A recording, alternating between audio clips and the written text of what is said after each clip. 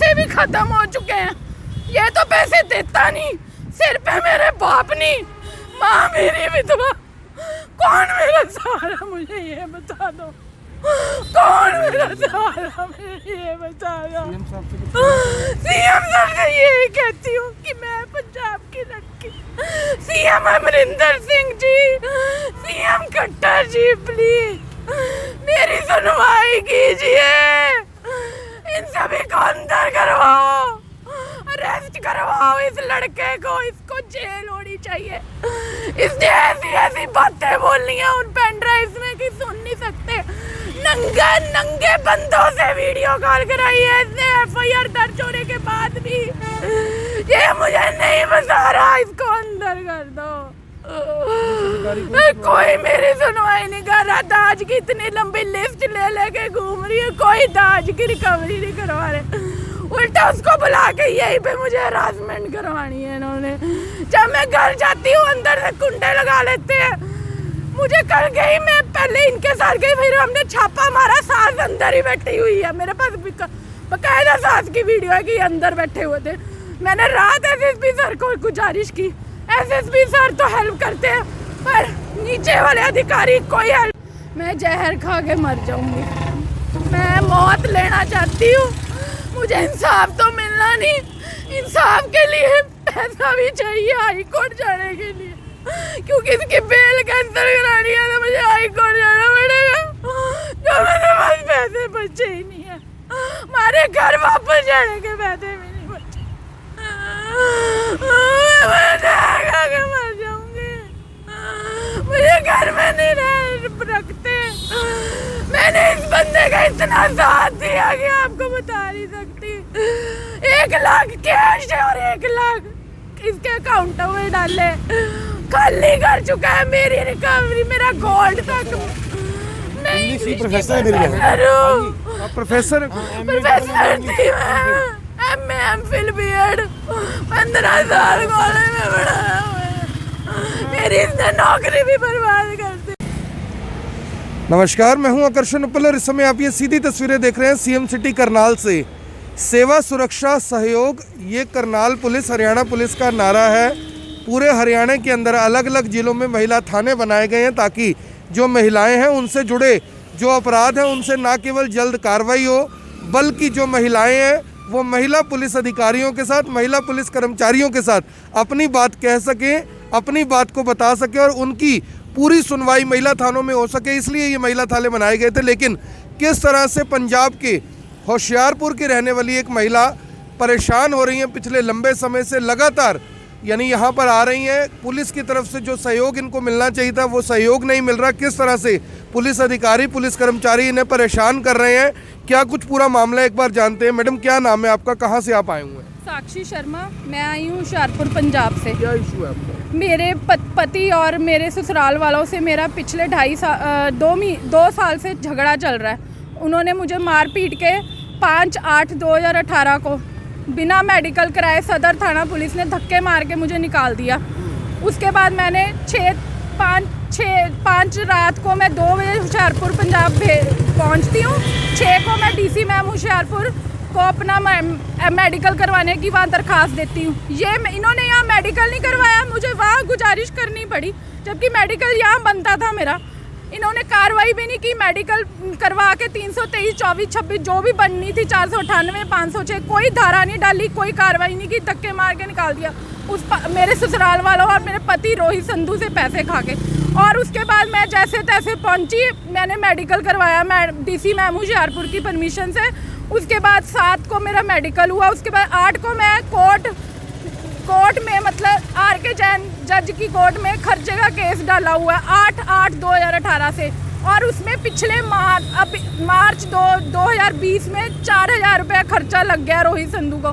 पर अभी तक इस बंदे ने वहाँ कोर्ट में ना एक बारी पेशी दी है और ना ही वहाँ 1.5 लाख जो इसके सिर पे खर्चा है वो भी इसने एक भी किश्त नहीं वहाँ जमा कराई। मेरे सिर पे बाप नहीं है, ठीक है, मेरी माँ जो विधवा है इस वक्त वही मेरा खर्चा कर रही है। मैं खाली हो चुकी हूँ। उसके बाद मैंने डोमेस्टिक का केस डाला 30 अक्टूबर 2018 को। उसमें भी ये 15 बंदे पधियाना गांव के, और ये पूछगढ़ मतलब पूछगढ़ गली नंबर 5 विकास नगर में रहते हैं। अशोक संधू मेरा जेठ है, सेक्टर हुडा कंपनी में आर्किटेक्ट है पंचकुले में, और मेरा एक जेठ जो है वो सर्विस टर्बो कांटा में जॉब करता है। एक जो जीजा है वो SBI पानीपत में लगा हुआ है, और एक जीजा जो है जीरकपुर हीरो होंडा कंपनी में है, और एक जीजा जो है लाडवा में as professor of Sanskrit B.Ed college of education में पढ़ाता है। और दिक्कत आ रही, करनाल पुलिस में क्या सुनवाई नहीं हो रही आपकी? मेरी सुनवाई ये नहीं हो रही कि FIR दर्ज हो गई है, पर उसके बाद भी FIR दर्ज होने के बाद भी जो IO सुनीता मैम है वो पहले दिन से मुझे हरास कर रही है। मुझे कोई इन्फॉर्मेशन नहीं देती, मुझे कुछ नहीं बताती। मेरी बिना प्रेजेंस के 6 रात को उस पार्टी को बुला लेती है, हमें वापस होशियारपुर भेज देती है। मेरी बिना प्रेजेंस के ये ऑनलाइन जो पर्चा दर्ज कर देती है, ठीक है। उसमें इसने 8 तारीख की 8/10/2020 की दरखास्त को रेफरेंस दिया, पर 9, 12 और 6 तारीख की जो मेरी दरखास्तें थी उनके बारे में जिक्र ही नहीं किया। मेरा पति पिछले 2-3 महीने पहले खर्चे केस चलने के बावजूद, कोई तलाक ना मेरे से लेने के बावजूद, मुझे 9 सितंबर 2020 को फ़ोन करवा रहा है अपनी दूसरी पत्नी से कि मैंने शादी कर ली है, यहाँ फ़ोन करने की ज़रूरत नहीं है, तेरा हमारा कोई रिश्ता नहीं है। 1 महीने बाद मैं यहाँ SSP सर को पेश होती हूँ, दरखास्तें देती हूँ, पर ना SHO 32-33 कोई कार्रवाई कर रहा है, ना महिला थाना कोई कार्रवाई कर रहा है, और महिला थाना में ये झूठ ही लिख के गया है कि मैंने कोई शादी नहीं की है, जबकि इसने 26 अक्टूबर को मेरे ऊपर तलाक का केस डाल दिया। ठीक है, मैं तलाक देना नहीं चाहती, मैं बसना चाहती हूँ। शुरू से मेरी बसने की लड़ाई है, मुझे बसा नहीं रहे हैं। और पुलिस की तरफ से मुझे उल्टा पुलिस कल IO सुनीता देवी गाड़ी में बैठ के जब इनके घर लेके जाती है रिकवरी के लिए, दाज की रिकवरी के लिए, मुझे कहती तू तलाक दे दे, तू तलाक दे दे म्यूचुअल में, तूने क्या करना है इसके साथ बसने के लिए। मैंने कहा मैं नहीं तलाक देती, मैं बसना चाहती हूँ, मेरी बसने की लड़ाई है, मैं तलाक सारी ज़िंदगी नहीं दूंगी। मेरी ज़िंदगी ख़राब कर दी इस बंदे ने। मेरा पहले भी तलाक हुआ है दिल्ली में, मैंने उसके बारे में इनको सभी को बताया, उसके बारे में मुझे हरास करते। मेरे पास पेन ड्राइव है पूरे इनके टॉर्चर की, मेरे पास मेडिकल है, मेरे पास फ़ोटोज़ है। जिस लड़की के साथ इसकी शादी हुई है 26 को ये तलाक डाल रहा है, 28 को उसके साथ शादी करके करन गेट मार्केट में घूम रहा है। रोशनी नाम की लड़की है जो कि UBI बैंक रोहतक में लगी हुई है, ठीक है। उसके साथ शरेआम घूमता है, उसके साथ रात को भी उसके पास होता है, सुबह भी उसके पास होता है, घर पे रहता भी नहीं है ये डर के मारे। क्या मैं 494 की धारा लगवाने के लिए मैंने SSP सर को एक एक्स्ट्रा लेटर भी डाली। 498, 406, 323 तो लगा दी मैडम ने IO ने, पर 494 लगाई नहीं। मेरे पास सबूत पूरे हैं, 354 नहीं लगाई। उसके बाद साइबर एक्ट, इस बंदे ने पिछले 2 साल से साइबर एक्ट के क्राइम भी किए हैं, गलत बंदों से मुझे फ़ोन करवाए हैं, फेसबुक पे भी। अब FIR दर्ज होने के बाद 17 नवंबर से ये न्यूड वीडियो कॉल्स करवा रहा है मुझे करैक्टरलेस साबित करने के लिए, जिससे ये तलाक ले सके। मैंने तलाक नहीं देना। इसने कल पुलिस ने इतनी बड़ी करतूत की है, हमें इसने कोर्ट में पेश नहीं होने दिया। वहाँ योगेश कुमार जज की कोर्ट में हमें बाहर ही कोर्ट में धमका दिया कि तुम अंदर गए तो तुम्हें जान से मार दूंगा मैं। IO सुनीता ने वहाँ मेरी दाज की लिस्ट ही नहीं लगाई, दाज की लिस्ट नहीं लगाई। 406 की इसकी जमानत होनी ही नहीं थी। आपने SP साहब से मिले हो आप? मैं SSP सर से रात की फ़ोन पे बात कर रही हूँ, वो सहयोग दे रहे हैं, पर आगे ये रिकवरी के लिए इनको फ़ोन करते हैं, ये कोई रिकवरी नहीं करा रहे। इनको मैं पहले ये पूछना चाहती हूँ कि इन्होंने कोर्ट में मेरी दाज की लिस्ट क्यों नहीं दी, जो मैंने 30 को दे के गई थी IO को। 20 तारीख को ये बेल की एप्लीकेशन लगा रहा है, मुझे IO ने बताया कि उन्हीं की इसकी बेल की एप्लीकेशन लग रही है। अब आगे बाकियों ने भी बेल की एप्लीकेशन लगानी, क्या इनकी ड्यूटी नहीं बनती? ये मेरा केस लड़ रहे हैं कि उनका केस लड़ रहे हैं? IO सुनीता देवी पूरी तरह उनके हक में बात करती है। कल भी धक्के से बयान लिखा के साइन कराती है, नहीं साइन करती तो कहती साइन कर यहाँ, मैं तुझे अभी अंदर करूँगी। मुझे धमकाती है, मुझे इतना टॉर्चर कर रही है सुनीता देवी कि मैं बता नहीं सकती। मुझे कोर्ट में जाने से पहले 2 दिन पहले कहती कोर्ट में अपना मुंह बंद रखना, बोलना मत, क्या मुझे जज के आगे बोलने का हक नहीं है? जो मेरे 13 दोषी हैं उनमें से पांच जनों के इन्होंने नाम निकाल दिए, रोशनी का, उसके पिता का, सतबीर गिल का, और उसके बाद मेरा जीजा जो रविंदर बागड़िया और चाचा ताराचंद, वो भी इनके साथ बराबर दोषी थे। बाकी उनका नाम कैसे निकाल लिया इन्होंने? मेरे पास हर एक के सबूत है। इन्होंने जो रल मिल के मेरे साथ टॉर्चर किया, हर एक की सीडी है मेरे पास, पेन ड्राइव है मेरे पास, हर एक सबूत है। जिस बंदूक से ये मतलब मुझे धमकाता है कि मैं तुझे गोली मार दूंगा, वो बंदूक की फोटो भी है मेरे पास। पर मैंने हर एक सबूत मैडम को भी दिया, हर एक सबूत कोर्ट तक इनको दूंगी तो ये आगे कोर्ट में देंगे। क्या इनका फर्ज नहीं था वहाँ कोर्ट में पहुँचाने का? कल पेन ड्राइव्स देते, फोटोज देते, ठीक है, मेडिकल रिपोर्ट दिखाते, तो इसकी बेल कैसे हो जाती? इन्होंने मेरी दाज की लिस्ट क्यों नहीं लगाई वहाँ पे? आपको लग रहा है अभी पुलिस ने कहीं ना कहीं मिली भगत करके सहयोग पुलिस से पूरी तरह मिली भगत की हुई है, क्योंकि इनमें 2 सरकारी बंदे हैं, एक सरकारी बंदे का नाम डाल दिया, एक का निकाल दिया। मेरे को 3 महीने हो चुके हैं, 3 महीने से मैं परेशान हूँ। और अगर अब भी पुलिस ने मेरा 494, 354 साइबर एक्ट के बीच में धाराएं ना लगाई, और अगर इसकी बेल एप्लीकेशन जो लगा, मतलब जो इसको बेल मिल गई है, मैं जज साहब योगेश कुमार जी को दरखास्त करती हूँ कि मुझे दोबारा कोर्ट में बुलाया जाए और इसकी जो एंटीसिपेटरी बेल है उसको खारिज किया जाए। ये कल दिन दिहाड़े हमें कोर्ट में धमकाता है कि मैं तुझे जान से मार दूंगा, तू कोर्ट के अंदर पेश होके दिखा जरा। मैं आपसे हम कल रात से परेशान है, कल रात से इसको बिना फोन किए पुलिस हमें 7 बजे इसके घर लेके जा रही है, और ये अंदर लुक के बैठे, सभी अंदर से लॉक लगाए, बाहर का दरवाजा खुला है। पड़ोसियों से झूठ बुलवाते हैं ये। पड़ोसी भी मिले हुए हैं, इसकी 2 आंटियां हैं, एक ऑस्ट्रेलिया वाली, एक साथ वाली, एक महालक्ष्मी वाला ग्लास शॉप वाले दोस्त है, वो भी बीच में इन्वॉल्व है, इसकी पूरी फैमिली। ये कोई भी मुझे बसने नहीं दे रहा वहाँ पे, ये खुद भी मुझे नहीं बसा रहा। हरासमेंट हो रही है, हरासमेंट पूरी है। ये मेरे पे झूठा दहेज का केस डाला है, क्रुएलिटी का, जबकि क्रुएलिटी और हरासमेंट तो मेरी है, मेरे पास पूरे प्रूफ है। मैं होशियारपुर पंजाब सेशन चौक से हूँ। अब आपके पास रहने के लिए आने का कोई इंतजाम नहीं, कोई खाने का इंतजाम नहीं, मेरे पास पैसे भी खत्म हो चुके हैं। ये तो पैसे देता नहीं, सिर पे मेरे बाप नहीं, माँ मेरी विधवा, कौन मेरा सहारा? मुझे ये बता दो, कौन मेरा सहारा? मुझे ये बता दो। सीएम साहब से यही कहती हूँ कि मैं पंजाब की लड़की, CM Amarinder Singh ji, CM Khattar ji, please मेरी सुनवाई कीजिए, इन सभी को अंदर करवाओ, अरेस्ट करवाओ इस लड़के को, इसको जेल होनी चाहिए। इसने ऐसी बातें बोलनी है उन पेन ड्राइव्स में कि सुन नहीं सकते। नंगे बंदों से वीडियो कॉल कराई है इसने, एफआईआर दर्ज होने के बाद भी। ये मुझे नहीं बता रहा, इसको अंदर कर दो। कोई मेरी सुनवाई नहीं कर रहा, दाज की इतनी लंबी लिस्ट ले लेके घूम रही है, कोई दाज की रिकवरी नहीं करवा रहे, उल्टा उसको बुला के यहीं पे मुझे हरासमेंट करवानी है इन्होंने।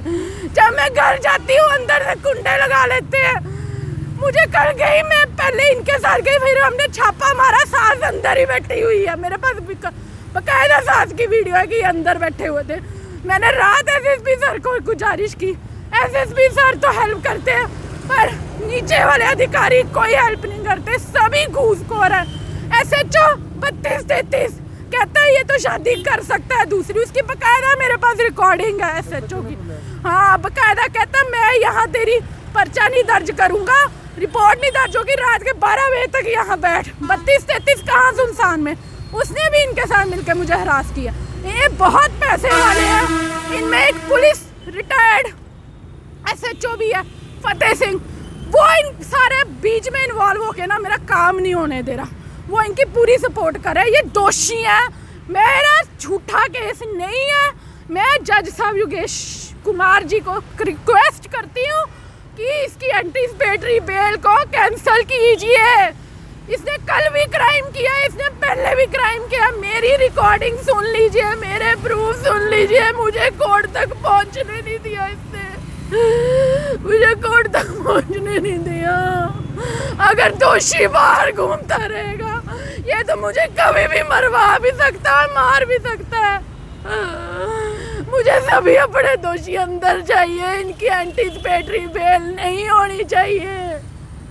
ये देख सकते हैं कि महिला काफ़ी ज़्यादा परेशान है। पंजाब के होशियारपुर से किस तरह से लगातार यहाँ पर चक्कर काट रही हैं पुलिस, महिला पुलिस थाने की ओर से किसी तरह का इन्हें कोई सहयोग नहीं मिल रहा। करनाल के एसपी गंगाराम पुनिया से परिवार ज़रूर मिला लेकिन वहाँ पर भी कोई सहयोग इन्हें नहीं मिला। अब सवाल ये उठता है कि जिस व्यक्ति ने मामला दर्ज करवाया, अगर उसी को इस तरह से मानसिक रूप से परेशान किया जाएगा, उसकी हरासमेंट होगी, तो आखिर पुलिस के पास जाएगा तो जाएगा कौन। ऐसी बहुत सारी खबरें हमने आपको पहले भी दिखाई हैं जिसमें पुलिस अधिकारियों के ऊपर, कर्मचारियों के ऊपर, जांच अधिकारियों के ऊपर ना केवल सवाल उठते हैं बल्कि गंभीर आरोप भी लगाए जाते हैं, लेकिन कार्रवाई के नाम पर कभी भी कुछ नहीं हुआ। और ये हालात कहीं और के नहीं, सीएम सिटी करनाल के हैं, जहाँ पर किस तरह से एक महिला ना केवल परेशान है बल्कि मानसिक रूप से किस तरह से प्रताड़ित है।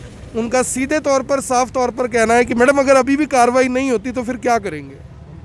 मैं जहर खा के मर जाऊंगी, मैं मौत लेना चाहती हूँ। मुझे इंसाफ तो मिलना नहीं, इंसाफ के लिए पैसा भी चाहिए हाई कोर्ट जाने के लिए, क्योंकि इसकी बेल कैंसिल करानी है तो मुझे हाई कोर्ट जाना पड़ेगा, जो मेरे पास पैसे बचे ही नहीं है। हमारे घर वापस जाने के पैसे भी नहीं बचे, मैं जहर खा के मर जाऊंगी। मुझे घर में नहीं रखते। मैंने इस बंदे का इतना साथ दिया कि आपको बता नहीं सकती। 1 लाख कैश है और 1 लाख इसके अकाउंट में डाले, खाली कर चुका है मेरी रिकवरी, मेरा गोल्ड तक। नहीं प्रोफेसर प्रोफेसर थी मैं, MA MPhil BEd 15 साल कॉलेज में पढ़ाया हुआ है। मेरी इसने नौकरी भी बर्बाद कर दी। इतना पढ़ लिख के जब आप किताबों में पढ़ते थे नियम कानून की बातें, कुछ लग रहा है आपको कि इस देश में कानून नियम कानून नहीं है। कानून औरतों के लिए नहीं है, पापियों के लिए, पापियों के लिए। मैं जितनी बार अपने ससुराल करके दरवाजे पे जाती हूँ पर तारीफ कर देते हैं मुझे। सास ने मेरे पे झूठा डीसी की अदालत में केस डाल दिया जबकि मैं उसको माँ समझती हूँ। मुझे झूठ कहते हैं कि मेरी माँ को मारती, मैंने कभी उसको कुछ नहीं कहा। उल्टा इन्होंने मुझे मारा पीटा। मेरे पास मेडिकल, मेरे पास सारी फोटोज है, सब सारे सबूत है। कोई मेरे को हरास किया जा रहा है, बहुत अच्छी तरह हरास किया जा रहा है। बहुत ज्यादा महिला परेशान है। सरकारी खर्चे पे केस करने का जब पुलिस ही साथ नहीं दे रही, दोषियों को शरेआम भगा रही है, दोषियों को पकड़ नहीं रहे। एक दिन भी मेरा पति अंदर नहीं गया। 6 तारीख का पर्चा दर्ज है। मेरी पुलिस ने इन महिला थाना वालों ने उसको एक दिन भी अंदर नहीं किया, उल्टा उसको बाहर रखा और उसको कानूनी सलाह दे के उसका बेल एप्लीकेशन लगा के उसके साथ ही मिलके परसों भी ये कल्प्रिट मैंने मेरी सूचना के अनुसार यही घूम रहा था।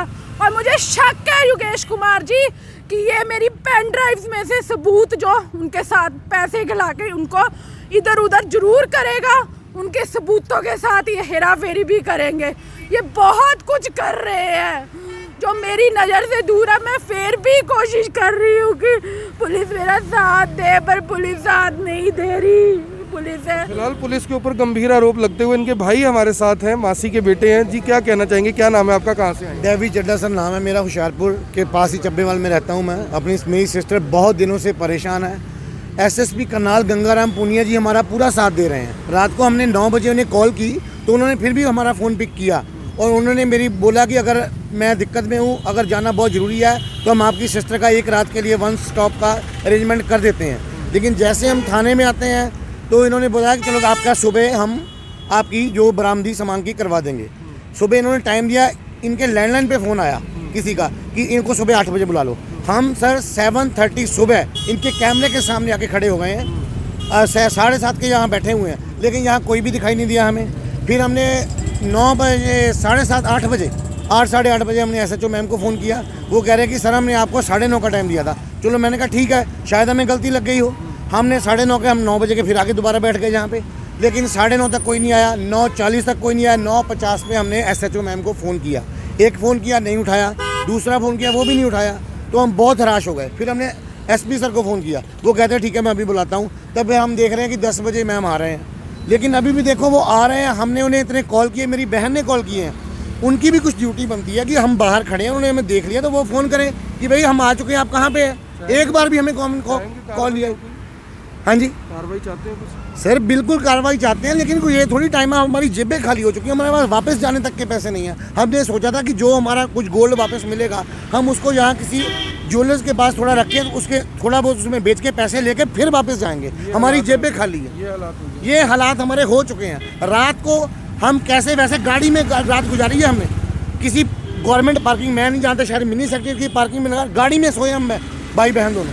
हमारी टांगें भी अब तक सीधी नहीं हो रही, गाड़ी में सोए हम। कोई पैसा नहीं था हमारे साथ, कोई गाड़ी में 2-3 बिस्कुट के पैकेट पड़े थे, वही हमने खा के गुजारा किया। अब सुबह मैंने सोचा था कि 8 बजे हो जाएगी, हम 7:30 के आ गए यहाँ पे। 7:30 के आ जाए, लेकिन अभी तक अंदर से भी हमें कोई कॉल नहीं आया कि आप अंदर आ जाओ, और कोई भी सुनवाई नहीं हो रही। SP सर साहब से मिलेंगे आज? देखो SSP साहब से हम जितनी बार मिले उन्होंने पूरा कोऑपरेट किया सर, लेकिन नीचे वाला स्टाफ कोई काम नहीं कर रहा है। SSP सर बहुत अच्छे हैं। इस तरह से जो SP करनाल है वो लगातार ये प्रयास जरूर कर रहे हैं कि जो आम लोग हैं, आम जनता है, उनकी सुनवाई हो, उनकी समस्याओं का समाधान हो, लेकिन नीचे के अधिकारी, नीचे के कर्मचारियों के ऊपर किस तरह से शिकायत करता है FIR दर्ज होने के बाद और उससे पहले के सभी आरोप बताते हुए नजर आ रहे हैं। लेकिन फिलहाल कार्रवाई के नाम पर क्या होगा ये कहना बहुत मुश्किल है, क्योंकि लगातार CM सिटी करनाल में इस तरह के मामले लगातार सामने आते हैं, लेकिन कार्रवाई के नाम पर कुछ नहीं होता। हालांकि वो मामले ज़रूर जल्दी में निपटा दिए जाते हैं जो मामले मीडिया की सुर्खियों में आ जाते हैं, लेकिन जिन मामलों को मीडिया में नहीं लाया जा सकता उन मामलों में कार्रवाई क्यों नहीं होती, ये अपने आप में बड़ा और गंभीर सवाल जरूर है। आप सभी लोगों से अपील, इस वीडियो को देखने वाले इस वीडियो को साथ के साथ शेयर जरूर करें, ताकि इस परिवार जो कि होशियारपुर पंजाब से यहाँ पर लगातार आ रहा है, लेकिन इनकी ना तो केवल सुनवाई हो रही है, ना ही कहीं सुनवाई हो रही है और ना ही इन्हें न्याय मिल पा रहा है। मैडम चाहेंगे कि इंक्वायरी जो है वो DSP लेवल से कम हो? मैं पहले DSP लेवल से ही हो। मैं इस IO सुनीता देवी से अब कोई आगे कार्रवाई नहीं करवानी चाहती। और मेरी जो दहेज की लिस्ट है उसको लेके आज ही मुझे जो 406 की जो है मतलब रिकवरी है वो करवाई जाए, और उसमें जो मेरा सामान नहीं निकलता उस पर अगर ये नहीं देते तो इनको अंदर किया जाए। आप देख सकते हैं कि फिलहाल जो महिला है वो जांच करवाने के लिए भी तैयार नहीं है यहाँ से, क्योंकि महिला थाना करनाल की ये तस्वीरें हैं। महिला थाने के बिल्कुल बाहर इस समय हम खड़े हुए हैं, और कैसे सुबह 7 बजे से परिवार को यहाँ पर बुलाया गया है और कई घंटे बाद भी किसी तरह का, यानी कि आप सोच कर देखिए कि जो आदमी शिकायत करता है वो थाने के बाहर खड़ा है और जिसके ऊपर मामला दर्ज है वो इस समय थाने के अंदर है, लेकिन इनसे कोई भी संपर्क अभी तक नहीं किया गया। आप सभी से अपील, इस वीडियो को देखने वाले इस वीडियो को शेयर जरूर करें, ताकि इस महिला को कम से कम न्याय जरूर मिल पाए। आप देख रहे हैं Event 24, मैं हूं आकर्षण उपल, करनाल के महिला थाने के बिल्कुल सामने से आप सभी के साथ लाइव। धन्यवाद।